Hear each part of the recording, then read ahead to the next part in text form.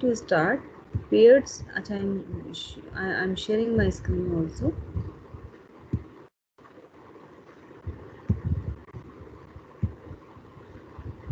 I'm sure screen is visible, right? So now we are going to start dependent sample t-test, or we can call it paired sample t-test, right? Or we can यहाँ हम इसमें editing भी कर देते हैं. We can call it paired sample, right?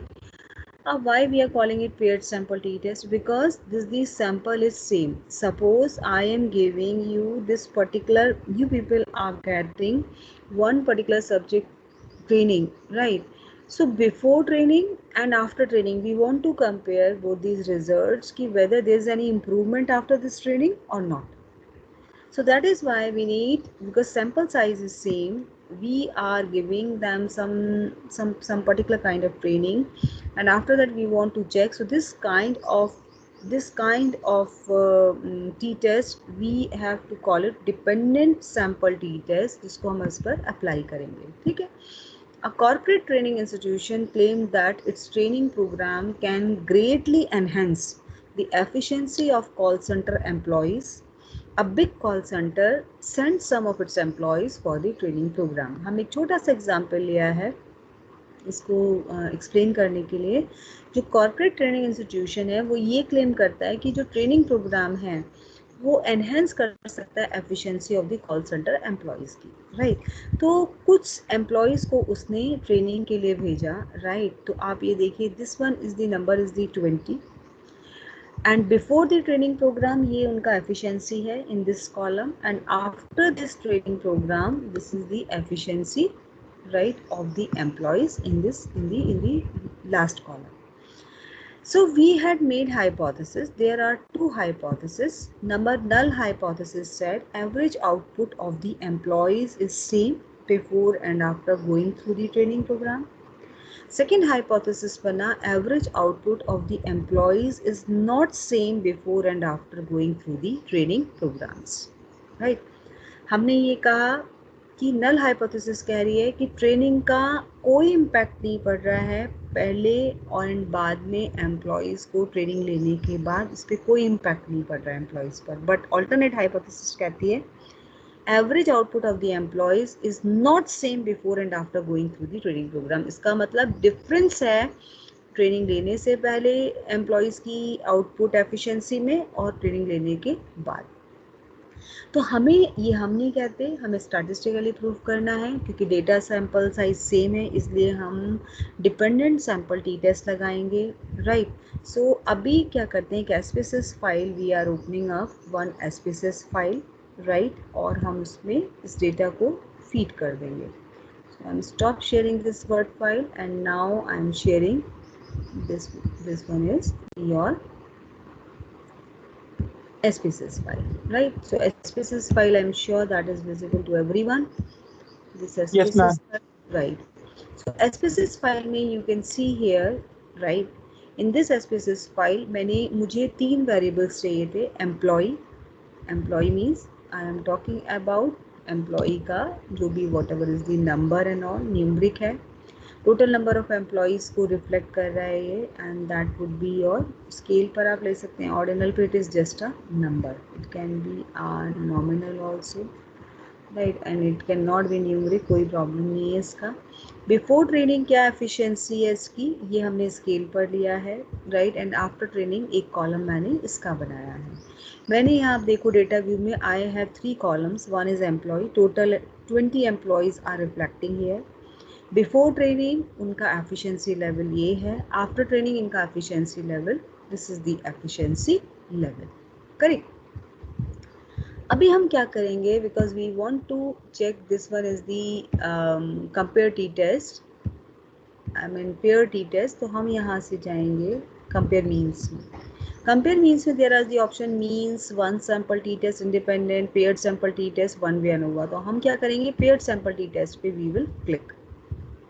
ठीक है. तो पहला पेयर आप बनाओगे, पेयर इज पहला कि before training programme, right, and जैसी movement it will open up after training, that would be your second.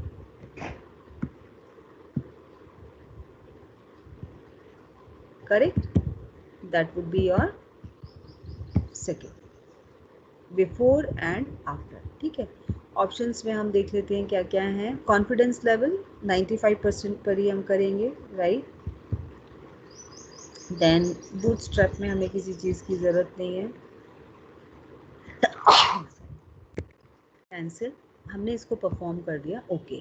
तो these are the outputs, you could see here these are the outputs. अब outputs में आप देखो, paired sample statistics कह रहा है pair 1 before the training programme, right, before the training programme efficiency mean कितना था 40.70, after the training programme mean कितना हो गया।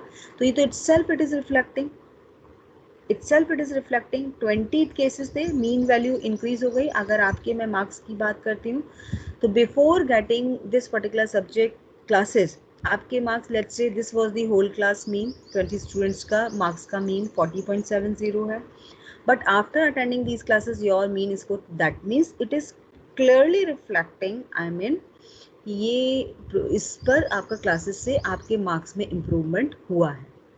These are the standard deviation, standard error is here, right।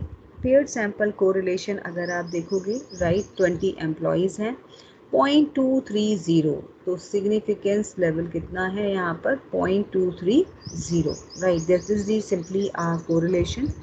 लेकिन पेड सैम्पल टी टेस्ट की अगर हम बात करें तो before the training programme minus after the training programme, तो मीन वैल्यू हमने क्या किया 44.15 में से 40.70 को माइनस कर दिया, राइट। हमने नहीं सॉरी बिफोर में से आफ्टर को माइनस किया, तो that is why this value is in negative, minus 3.450, standard deviation 6.452 and standard error 1.44 and 95% confidence interval level पे lower value this, upper value this, T की वैल्यू आ गई -2.390 और सिग्निफिकेंस आप देखो 0.027, 0.027। अब इसको, बिकॉज ये मेरे काम का टेबल है, मैं यहाँ से इसको कॉपी करके I will paste on my word document, right. Word document again I am showing my word document, right. तो वर्ड डॉक्यूमेंट में you could see here in the word document,